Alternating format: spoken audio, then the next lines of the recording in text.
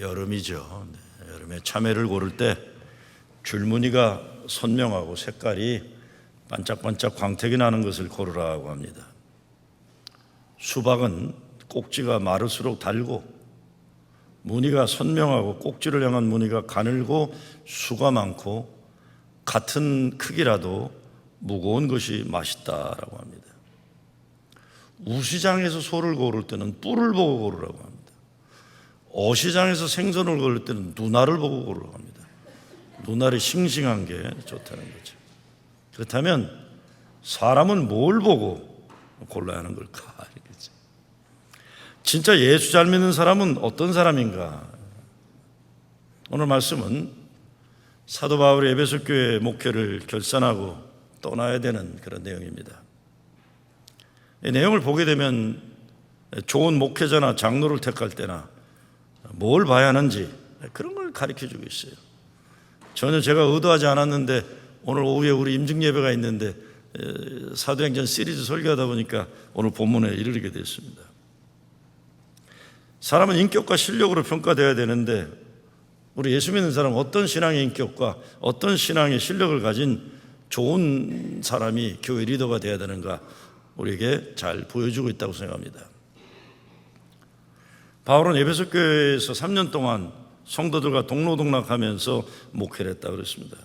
밤낮 쉬지 않고 눈물로 성도들을 양육했다고 하니까 불철주야 최선 다해서 몸살이지 않고 목회했다는 겁니다. 이제 떠나야 됩니다. 예루살렘, 말하자면 어머니 교회에 있는 성도들이 여러 가지 어려움과 기근이 와서 굶어 죽게 됐으니까 구제원금을 가지고 예루살렘 교회를 가야 되고 또 당시 세계 심장부라고 하는 로마로 가서 복음을 전해야만 하니까 떠나야만 되는 겁니다. 이별할 때가 되어서 사도 바울은 에베소 교회 장로들을 밀레되어 오게 합니다. 사도 바울이 에베소로 가도 되지만 자기가 에베소 교회를 가면 교인들한테 붙잡혀서 이거 떠나기 어려울 줄 모르니까 오히려 장로들을 오라고 그런 겁니다. 한 군데 오래 머무를 수 없는 선교적 사명이 있기 때문에 가야 할 때 사도 바울이 장로들에게 잘 설명하니까 교회가 감당해야 되고 목사가 감당해야 되는 선교적 상황을 잘 이해하기 때문에 설명을 해주는 겁니다. 모든 것이 다 그렇지만 떠나야 할 때를 잘 판단하는 특히 목회자들은 또 새로운 목회의 필요를 인정하고 교회의 선교적 사명을 알아서 또 잘 축복해서 보낼 수 있는 교회라면 참 축복받은 교회입니다. 이것이 가능할 수 있는 것은 교회 리더들이 하나님 나라 예수 구원 복음의 확장이 선교적 우선이라는 것을 분명히 아는 성숙한 지도자들이 있기 때문에 가능합니다. 바울은 오늘 장로들과 만난 자리에서 지나간 목회를 회상합니다. 그러면서 18절을 보게 되면 잘 알고 있지 않느냐 그런 겁니다. 잘 알고 있다 당신들도. 뭡니까? 첫째, 바울의 인격이 겸손하다는 걸 아는 겁니다. 19절에 보면 곧 모든 겸손과 눈물이며 유대인의 관계로 말미암아 당한 시험을 참고 주님을 섬긴 거죠. 그래서 학벌로 치자면 당시 유대 최고 지성인이었던 가말리엘의 제자였어요. 사도 바울은 유대인이면서 로마 시민권을 가졌어요. 바리새인으로서 종교적인 신분이 높고 율법에 능통한 사람이고 영적인 체험이 있어서 삼층천을 보고는 죽은 자를 살리고 병든 자를 고치는 치유의 은사를 가졌다고 자랑할 수 있었습니다. 실력이 돼요. 근데 사도 바울은 그런 것을 자랑하지 않는다는 겁니다. 겸손하면 하나님이 세워주시고 사람들이 높여주는 거예요. 우리가 이 단순한 인생 살아가는 비결을 깨닫기가 쉽지 않은 게 이게 참 고민입니다. 근데 행여나 우리가 우리 인생 후반에 겸손하지 못해서 추한 모습 보여지게 되면 받아야 될 마땅한 존중과 존경을 놓치게 될 문제가 있습니다. 겸손했다 바울은. 두 번째, 바울은 긍휼함이 있었다. 모든 겸손과 눈물이라고 했어요. 눈물이 있었다. 이걸 하나님의 긍휼을 아는 사도라고 하는 거죠. 이것을 목자의 심장이라고 저는 말하고 싶습니다. 한 20여 년 전에 미국 남침대교단에서 만든 교재로 Experiencing God이라는 책이 있어요. 하나님을 경험하는 삶. 근데 그 책을 써서 그 당시에 교계에 굉장히 중요한 영향을 줬던 헨리 블랙카비 목사가 세미나를 한다 그래서 제가 배우러 가면서 다른 목사들을 설득해서 같이 한인 목사들을 몰고 갔어요. 당시 많은 복음주의 진영에서 교인 훈련 교재로 막 호응을 얻고 있으니까 나도 이거 잘 배워가지고 우리 교회에서 써먹어야겠다 이러고 간 겁니다. 전 정말 20여 년 전 교회 부흥시키는 게 굉장히 저한테는 중요했어요. 부흥시키는 소원이 있었어요. 열심히 교회 부흥 세미나를 따라다니고 배우면서 적용하면서 교회가 커나가는 것이 참 재미나고 관심이 집중되어 있었습니다. 그런데 강의 첫날 블랙가비 목사님이 한인 목사들이 이렇게 와서 앉아있는 걸 보고는 강의 시작을 하면서 한국에 다녀온 이야기를 하는 거예요. 저희들을 바라보면서. 자기가 한 달여 전에 한국을 갔는데 한 1000여 명의 목회자들이 꽉 모였대요. 세미나를 배우러. 세미나 첫날인데 목사들이 집을 안 가고 회개 기도가 시작되면서 밤새 회개 철야 기도를 하는 걸 보고 자기가 큰 감동을 받았다. 회개의 눈물을 보면서 감동을 받았다. 그러면서 이런 말을 합니다. 여러분이 이번 세미나를 통해서 교회가 부흥하는 어떤 기술이나 방법을 배우러 가지 마시기 바랍니다. 오늘 이 시대 우리들에게 필요한 것은 하나님 앞에서 교회와 시대의 죄로 인해 애통하면서 울을 수 있는 목자의 심장입니다. 그래서요. 목자의 심장이 이 시대 목회자들에게 회복되어야 하나님이 부흥 역사를 주실 것입니다. 라고 얘기하는 겁니다. 이 목자의 심장이라는 말이 제 마음에 강하게 다가왔어요. 제가 목사들 추천서 쓸 때 많이 하는 중에 두 가지가 하나는 He is the man of integrity. 양심이 바로 서 있는 사람이고 두 번째 He has a heart of pastors. 목자의 심장을 가졌다. 그 당시 제가 교인이 늘어나고 교회 프로그램이 확장되고 그리고 이제 예배당 건축을 한다고 야 이게 어느 순간에 교회 부흥의 기술과 방법과 프로그램 개발에 집중해 나가면서 제가 나 자신이 집착해 있는 것을 볼 수가 있었습니다. 그런데 성취감은 있었는데 예수 그리스도 주님의 몸된 교회를 세워가는 것이 중심이 아니라 교세가 확장되는 것이 더 비중을 차지하는 것을 내가 스스로 느낄 수가 있어요. 그런데도 내가 나를 저지를 못해요. 여러분 이게 때로는 우리가 만든 괴물이 우리를 조종할 때가 있어요. 막 굴러가면 스탑이 안 돼요. 그래서 우리가 영어로 얘기하면 called life, 부름받은 삶을 살아야 되는데 driven life, 밀려가는 삶을 내가 중단을 못해요. 내가 만든 기계를. 내가 만든 괴물인데 스탑을 못하는 겁니다. 네. 블랙가비 목사님 얘기를 듣고는 야 이거 진짜 중요한 건 목자의 심장이구나. 믿음의 초심으로 돌아가야 되는구나. 바울은 겸손과 눈물을 통해 목자의 심장을 말합니다. 오늘날 우리에게 주어지는 도전도 목자의 심장 가지고 예수님 마음과 예수님 말씀이 중심되는 교회를 세워가라 하는 것입니다. 십자가 은혜를 아는 믿음과 마음이에요. 아까 성가대 가사 얼마나 좋아요. 오직 하나님의 은혜라 한없는 은혜 감당하지 감당하지 못한 은혜 이루지 못한 은혜 아이가 이루지 못한 사랑인 자이가 이런 거였죠. 가사가 그냥 확 오잖아요. 확 오잖아요. 아마 오늘 성가대 이 노래 부르면서 은혜 많이 받았겠죠. 하나님 은혜가 없으면 살 수 없는 존재라는 것 이거 깨달아야 되는 가정에서도 이것을 알아야 돼요. 교회에서는 더더욱 그런 거예요. 교인들이 오는 거 하나님 사랑은 물론이지만 십자가 구원 보혈의 은혜를 갈망해서 그런 게 그런데 교회 리더들이 목사까지 포함해서 장로란 사람들이 이런 영적인 분별력 없이 자기 사사로운 이익관계와 시기 질투 나가서 분쟁과 분당에 빠진다면 참으로 불행한 교회 되고 불쌍한 교인들 되는 거예요. 한량없는 은혜 하나님 은혜라 이것 때문에 교회 오는 건데 목사나 장로들이 이런 중요성을 모른다면 영적 분별력이 없다면 불행한 교회, 불쌍한 교인 되는 겁니다. 두 번째, 세 번째 바울은 사람을 차별하지 않고 편견 없는 목회를 했다고 그랬어요. 21절에 보면 유대인들과 헬라인들에게 하나님께 대한 회개와 우리 주 예수 그리스도께 대한 믿음을 증거한 것이라. 아무리 말씀에 능력이 있고 영역이 출중하다고 해도 편견을 가지고 유대인과 이방인을 차별대우했다면 초대교회 복음 확장 역사는 유대 팔레스타인 작은 땅덩어리를 넘어서지 못했을 겁니다. 참 중요합니다. 지금은 이제 막 이민 공동체가 많이 이렇게 섞여지고 확장됐지만 70년대 제 기억에 시카고 경우만 봐도 아마 뉴욕도 그랬을 거라고 봐요.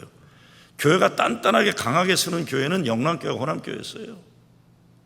영남교회, 충청도 교회는 충청도라고 말도 안 하고 그냥 충청 사람이 모여있지만 영남 호남은 분명했어요. 대구 출신 목사가 은퇴하면 대구 출신이 와야 돼요. 부산은 갈 생각도 못해요. 예? 호남교회는 호남교회 목사만 오게 돼 있었어요. 자, 끼리끼리 열심히. 그러니까 이민 초기 때는 지방색이 분명한 교회들이 부흥한 교회들이 있었어요. 뭐 경기도나 뭐 서울은 뭐 그냥 아무데나 가서 그냥 지냈던 거예요. 그냥 지냈는데. 근데 지방색이 강한 교회들이, 지금은 그런 일이 많이 없어지지만 예수님은 몸으로 하나님과 사람의 벽을 무너뜨렸다고 하시는데 바울도 울타리를 넘어서는 겁니다. 벽을 깨고. 편한 사람들끼리 끼리끼리 모여서 좋아하는 것 인간의 본능일 수 있습니다. 그런데 이것이 편견이 되고 차별이 되면 안 되는 거예요. 이걸 너무 몰라요, 사람들이. 내가 사람들을 차별하고 있구나. 지난 수요일 일일 선교 부흥회를 조영철 목사님이 하면서 러시아 모스크바에서 목회할 때 얘기를 했잖아요. 교회가 갑자기 부흥을 하는데 한국에서 지상사, 대기업 지상사 온 사람들이, 이 사람들이 아무래도 뭐 한국 큰 교회들 다녔으니까 교회가 뭔지 잘 알고 자신감도 있고 한국말도 잘하고, 그러니까 그 땅에서 수십 년을 살아왔던 고려인 교인들을 무시했다는 거예요. 무시하는 거예요. 고려인 교인들을 무시하는 거예요. 근데 고려인 교인들은 조선족 교인들을 무시한다는 거예요. 중국에서. 조선족 교인들은 러시아에 와서 노동자로 일하고 있는 북한 사람이나 탈북자들을 무시한다는 거예요. 자기는 그게 가슴이 아팠다는 게, 이게 교회인데, 교회도 같은 동족끼리. 근데 그게 무슨 말인지 우리 잘 알죠. 오늘날 세상은 말할 것도 없고 교회에서부터 이 차별과 편견의 뿌리는 뽑아보셔야 됩니다. 여러분, 교인들 중에 우리가 남이가 그러면 남이다 이놈아 그러세요. 우리는 다 남이다. 우리는 영남도 없고 호남도 없고 경기도도 없고 평양도 없고 없다. 우리는 다 남인데 예수 그리스도 안에서 하나가 된 형제 자매라고 얘기를 해야 되는 거예요. 야, 우리끼리. 저는 그런 교인들 만났어요. 옛날에도 어느 교인이 목사님 우리끼리니까 말입니다 그래요. 그래서 그분이 우리끼리 말하는 것도 아니에요. 우리끼리니까 말인데 진짜 목사는 이북 출신이죠. 그래, 그분이 평양 출신이고 내가 평양이라고 하는 거예요. 아니 집사님 지금 이북 출신이 누가 남아 있어요? 아, 그래도 이북 출신 목사만 진짜입니다. 이 남쪽 것들은 진짜 없습니다. 아이고, 세상 말로 골 때려요, 정말. 그러면 물러가라 이래요. 아, 그렇죠. 뭐 우리끼리죠, 사실 뭐. 아닙니다. 바울은 겸손으로 시작하여 긍휼함이 있었고 시험을 참아내는 신앙의 지조가 있었고 편견이 없는 정의롭고 공평한 목회를 했던 겁니다. 우리도 더 겸손하고 긍휼의 마음이 있고 세상 것들에 흔들리지 말고 신앙의 지조가 있어 하면서 사람을 차별하거나 편견에 사로잡지 않고 공평하고 정의롭고 정당한 삶의 내용이 있어야 하는 겁니다. 사도 바울은 신앙 인격과 더불어서 사역의 열매가 아름다웠습니다. 24절 말씀이 참 감동적인 24절 말씀. 내가 달려갈 길과 주 예수께 받은 사명 곧 하나님의 은혜의 복음을 증언하는 일을 마치려 하면은 나의 생명조차 조금도 귀한 것을 여기지 아니하노라. 제가 보기에 우리 아버님 세대 목회자들만 해도 이게 강했어요. 우리 아버님 세대 목회자들은 항상 생각이 뭐냐면 목회하다가 강단에서 죽는데, 난 아주 질색해서 그런 거 들을 때마다 그냥 설교하다가 그냥 그 자리에서 쓰러져 천국 가고 싶다. 우리 아버님은 결국은 추수감사절날 설교하다 쓰러져 천국 가시고 말았지만 난 아주 제일 싫어요, 그런 거. 오래오래 살았으면 좋겠어요 좀. 근데 저희 아버님 세대는 교회가 크다, 월급을 많이, 이런 게 아니었어요. 목회하다가 하나님 부름받은 가고 싶다. 이게 소명이에요. 소명이 있기 때문에 어떤 핍박과 고난이 있어도 쉽게 무너지지 않은 거예요. 사도 바울은 비난과 오해와 음모와 매와 감옥과 물에 빠짐과 돌에 맞음과 독사에 물림 끊임없이 어려움을 당했어요. 근데 이 모든 것을 예수 그리스도를 위해 당하는 고난인 줄 믿어 영광으로 여긴다고 하는 겁니다. 그래서 고난도 그리스도 안에서는 유익이라고 바울은 고백하는 겁니다. 고난도 나에겐 유익이다. 이런 소명이 있었기 때문에 사역의 아름다운 열매가 가능했다고 생각합니다. 영국의 역사가들 중에 요한 웨슬레를 평가할 때 세계 2차 대전 때의 그 전후로 유럽에 불던 사회주의 공산주의 영향력에서 영국은 큰 진통이 없었던 걸 얘기하면서 웨슬레가 시작했던 감리교 운동이 공산주의가 내세웠던 사회에 대한 것보다 더 철저하게 가난한 자들을 돌보고 소외된 자를 품고 복음으로 세상을 변화시킬 수 있는 그런 그리스도의 사랑으로 변화시켰다는 그 이유를 대는 사람들이 있어요. 그게 감리교 운동이 가졌던 영향력이었어요. 영국의 어느 마을을 사람들이 방문하면 참 이상한 것을 느끼게 됐다 그랬어요. 그 마을은 들어가고 나가면 여긴가 무언가 탁월한 무엇이 있다는 걸 느낀다는 게 뭡니까? 기독교적인 가치관이 있는, 사람을 대할 때 눈과 마음이 따뜻하고 사람을 차별하지 않고 뭔지 모르는데 사랑을 느끼는데, 그게 기독교적인 가치관이 삶의 열매를 맺은 동네라는 생각을 해요. 물었다는 거예요.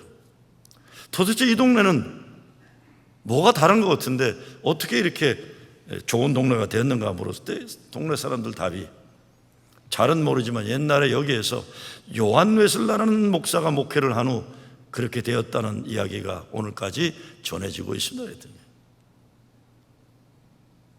요한 웨슬레가 목회하고 지나간 동네는 뭔가 달랐다는 이런 평가를 받았다. 이게 대단한 거룩한 신앙의 영향력입니다.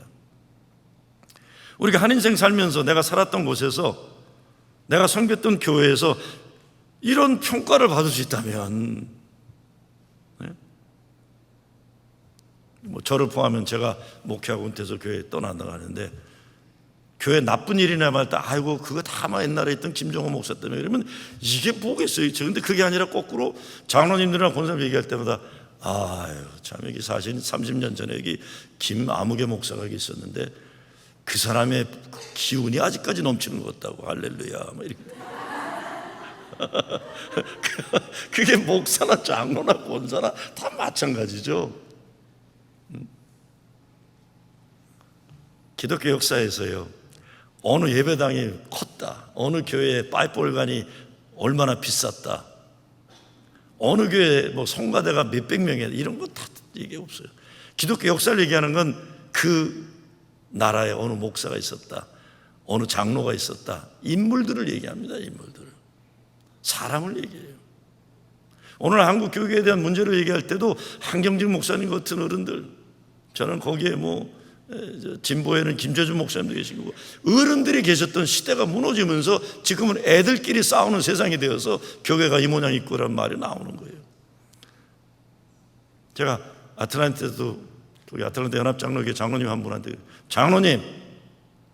장로님 이 교회 장로가 아닙니다. 장로님은 아틀란타 전체의 가장 큰 어른이시기 때문에 장로님이 어떻게 하시냐를 다른 장로들이 보고 있다는 걸 아셔야 됩니다. 장로님은 절대로 그냥 이 교회 장로가 아닙니다. 다 영계의 흐름 속에는 영적인 지도자들이 있는 거예요. 그걸 얘기를 하지 건물을 얘기하고 뭐 숫자를 얘기하고 이걸 얘기하지 않는 거예요. 아, 그 장로님. 저는 끊임없이 얘기하는 게 제가 섬겼던 교회들의 장로님들 얘기를 끊임없이 얘기해요. 아마 여러분들 귀가 따갑도록 얘기 들은 분들이 있을 거예요. 제일 많이 얘기하는 게 임승 장로님이겠죠. 뉴욕 감리교 출신. 제일 많이 얘기죠. 안 뵌 지도 꽤 오래되도 난 평생 잊지 못할 장로님이었어요. 제가 모실 수 있던 장로님들 생각만 하면 나의 나던 것은 하나님의 은혜만이 아니라 장로님들의 사랑이란 말을 저도 자신 있게 얘기할 수가 있어요. 내가 지나간 곳은 뭔가 달랐다. 거룩한 영향력이 있었다는 거죠. 바울은 과거 자신의 목회에 대해 설명하면서는 너희는 안다라고 말하고, 이제 미래 이루어질 일에 대해서는 25절에서 내가 안다라고 얘기하는데, 이 3절에 보면 오직 성령이 각성해서 내게 증언하여 결박과 환난이 나를 기다린다 하시니 그랬어요. 결박과 환난이 나를 기다린다 하시니. 고생과 고난의 목회를 그동안 했으면 이제 좀 편안한 목회가 기다려야 되는데 순교의 길이 기다리고 있는 거예요. 감옥에 들어갈 길이에요. 이것을 성령께서 알려주셨다. 에베소 교인들을 다시 보지 못한다는 것, 복음의 확장을 위해 로마서의 순교가 기다리고 있다는 걸 바울은 알았다는 겁니다. 그런데 이 상황에서 어떡합니까? 도망가나요? 아니죠.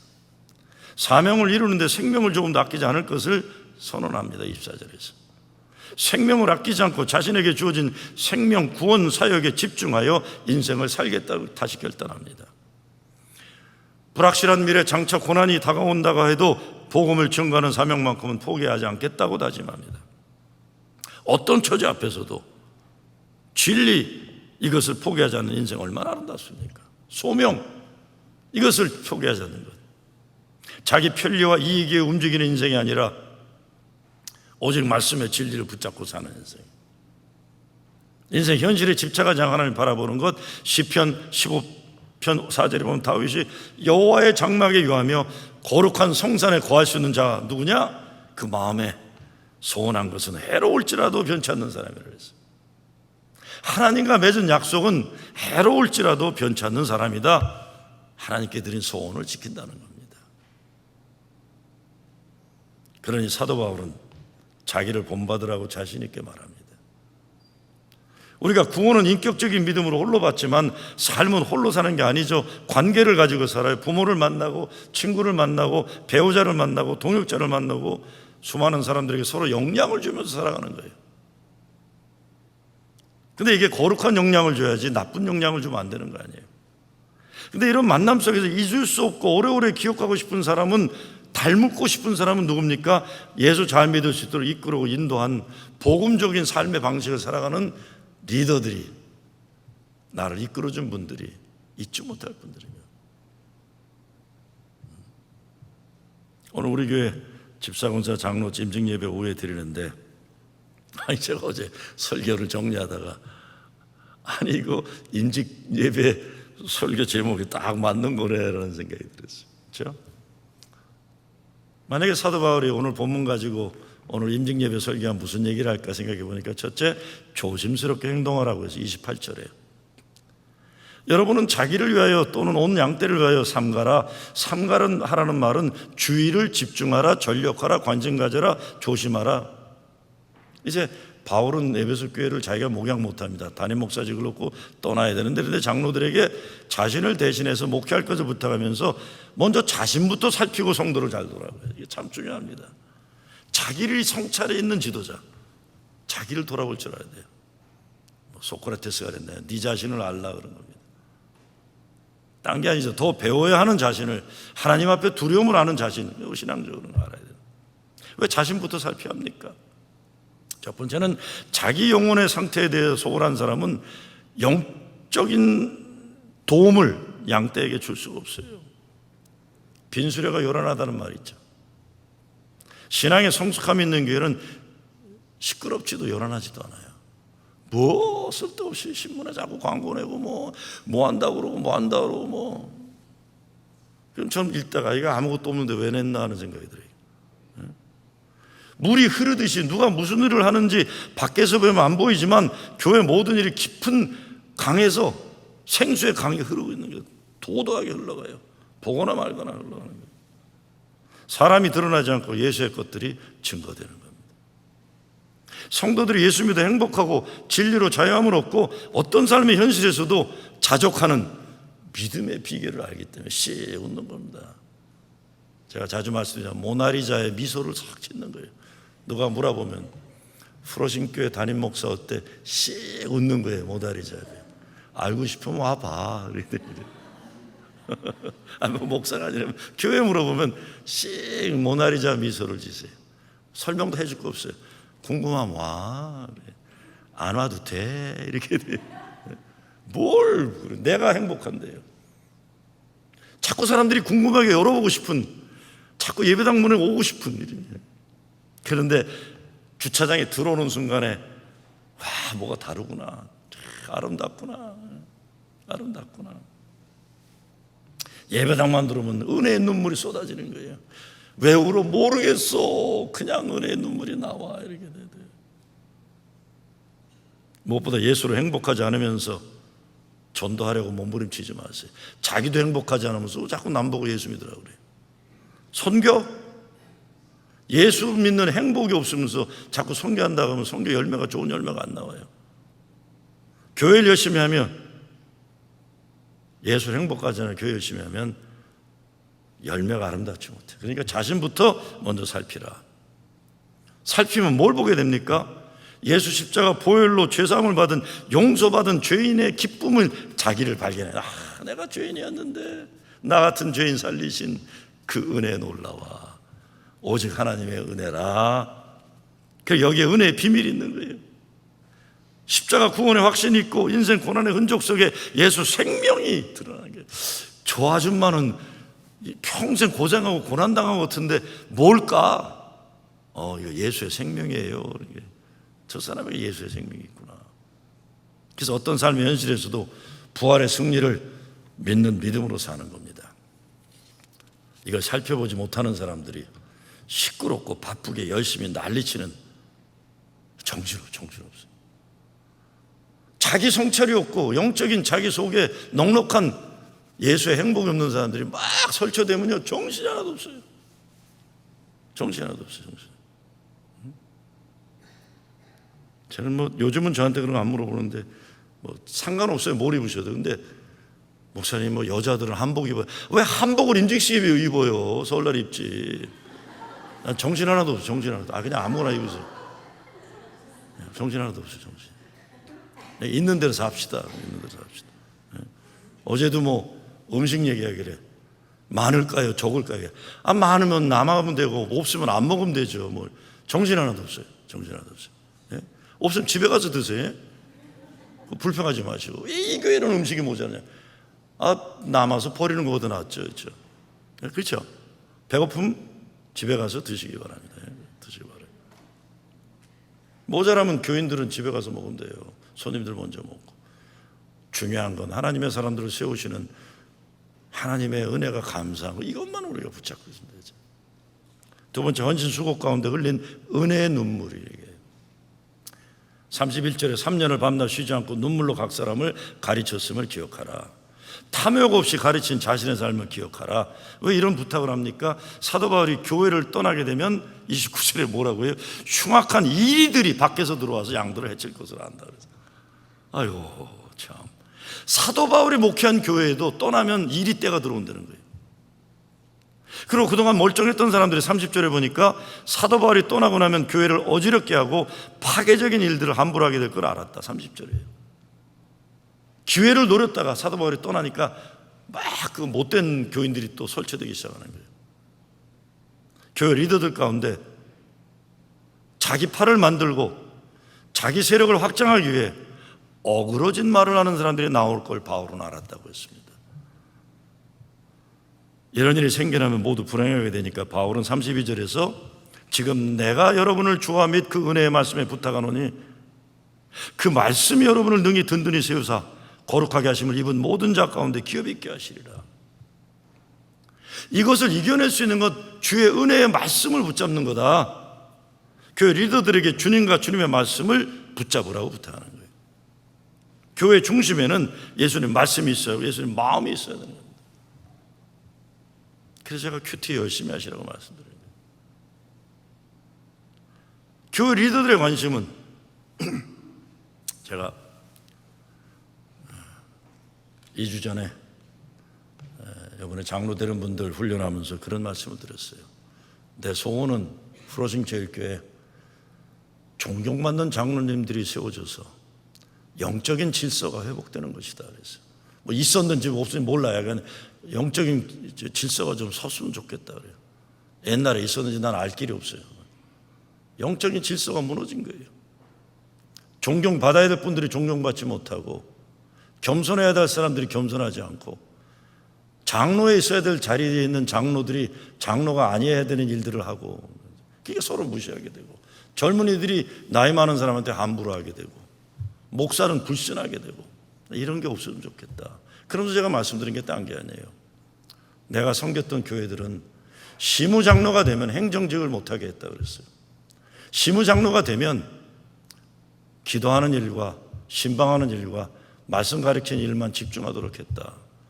그리고 때로는 은퇴한 분들이 오히려 행정직을 맡을 때도 있었다 그래서 장로가 되자마자 막 행정직 하면서 교인들하고 뭐 맞다 틀리다 손들고 싸우고 뭐 투표해서 떨어지기 핏대내고 이런 거 하지 말라는 거예요.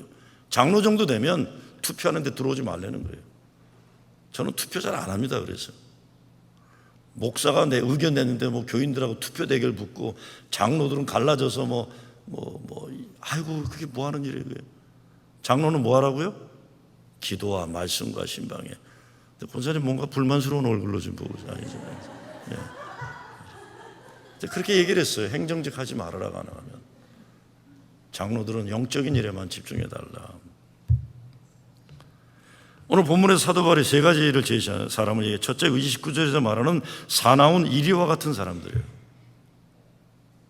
교회 양이만 있는 게 아니라니까요. 사나운 일이라고 그랬어요. 근데 베드로전서 5장 8절에서 베드로는 마귀를 대적하라고 했어요. 교회 리더들은 사나운 이리와 같은 사람들을 대적할 줄 알아야 돼요. 무서워서 도망가면 안 됩니다. 그런 악한 영향력을 방치해서 안 돼요. 그러면 교회 무너지고 성도들 망가집니다. 초대교회에서 이것이 많은 경우 이단들이었어요. 장로 정도 되면 사나운 이리떼를 자기 몸이 물릴지라도 몰아낼 줄 아는 영적인 리더십들이 있어야 돼요. 거꾸로 사나운 이리가 되면 얼마나 불행해요. 둘째는 30절에 나오는 장로 중에 일부가 자기 패거리를 만든다고 해서 자기 패거리. 자신을 쫓으라 하고 자신의 말로 가르친다고 그것만이 아니라 어그러진 말을 한다고 하는데 영어로 distort the truth in order to draw away disciples after them 그랬어요. 그러니까 말을 뒤집는다, 말을 비튼다, 악으로 거짓된 말을 조장했는데 자기들이 원하는 대로 사람들이 따르도록 만들기 위해서 그런다는 겁니다. 아이고 뭐야, 권사나 장로 중에 이런 사람 한두 사람이 있으면 교회 어지러워져요. 자기 편 만들기 위해서 말을 뒤집는 사람 안 됩니다. 안 돼요. 사탄아 물러가라. 사탄아 물러가라. 이거 어딘데 함부로. 여기가 주의 몸된 게 교회인데 어디 그런 못된 짓들을 교회에서 하느냐. 여러분 그거 방치하지 마세요. 방치하지 마세요. Distort the truth. 복음의 진리를 바꾸고 교회에 대한 거를 막 뒤집어서 자기 패를 만든다.